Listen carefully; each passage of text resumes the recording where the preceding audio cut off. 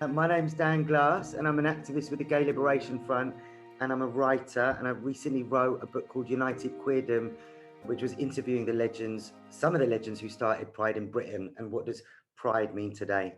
First of all, it's a real honour to be speaking with the LSE Hall Carpenters Archives. I'm a big archive geek because mainly we've been denied our queer history for basically forever.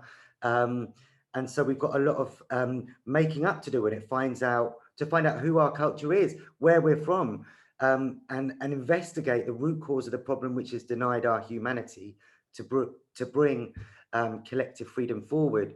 But first of all, I think it's important to, language has power, and to really break down the key words that we're talking about.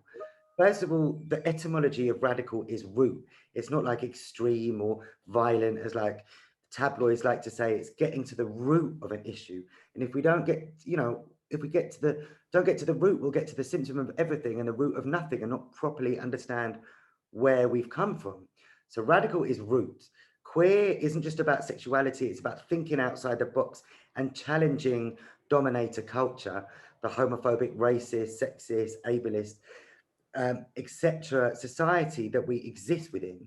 And education, the etymology of education is educere, literally to lead forth or to bring out something which is potentially present. It refers to critical position and taking action in the world to create social change. So education should be for radical transformation.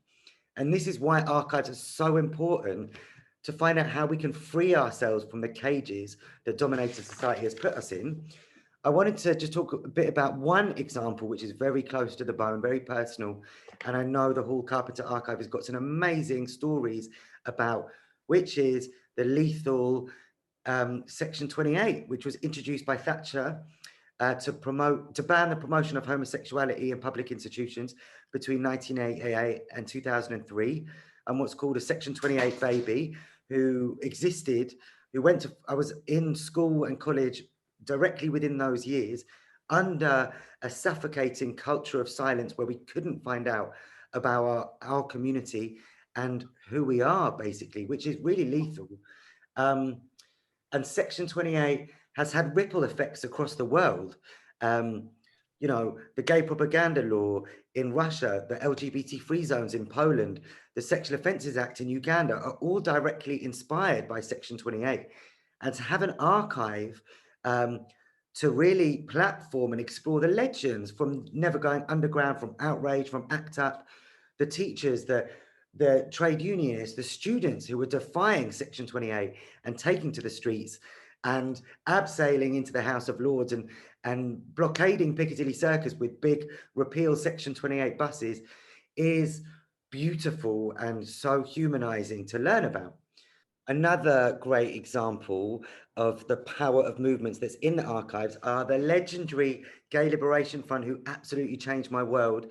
A lot of people, unfortunately, these days think that Pride started in Tesco or Barclays, when it was started by extraordinary people who challenged the incredible institutional homophobia that was at the time in the 60s and 70s and started the modern Pride movement.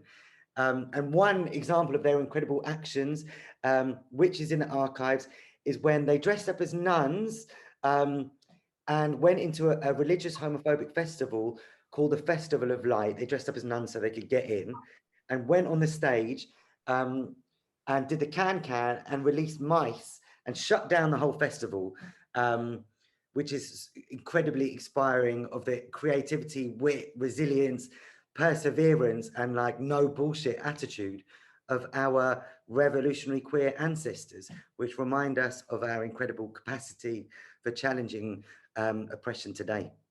Another phrase that I really resonate with, in response to not only what Thatcher said about Section 28, but her other famous statement, which is there's no such thing as society, giving the impression and cultivating that we should all be hyper individualistic and turbo capitalist.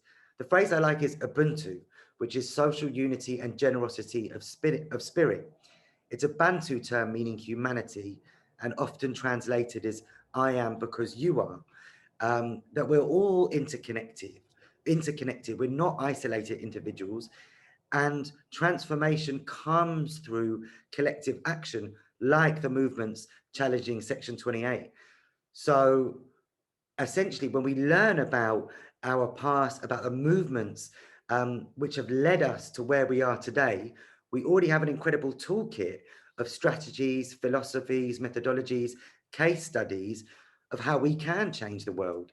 And therefore, what we still need to do, because the pathologies of Section 28, rising LGBT and mental health issues, suicide, depression, anxiety, let alone the hate crime that we still face because of institutionalized homophobia, reminds us that we still have a lot to do. And that's why archives can be really, really powerful in continuing the journey for collective freedom, not just for the queer community, but for any marginalized community.